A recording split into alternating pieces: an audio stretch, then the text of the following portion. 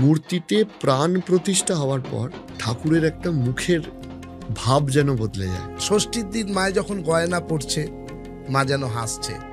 কাপড় পরানো হচ্ছে, মা হাসছে।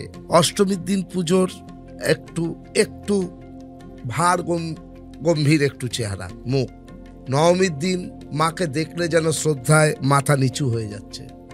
দশমীর দিন মা যেন ভারাক্রান্ত, মায়ের চোখ দিয়ে যেন জল পড়ছে। 4 দিনের ধকল নিতে নিতে মা ক্লান্ত। আজ মা ফিরে যাচ্ছে।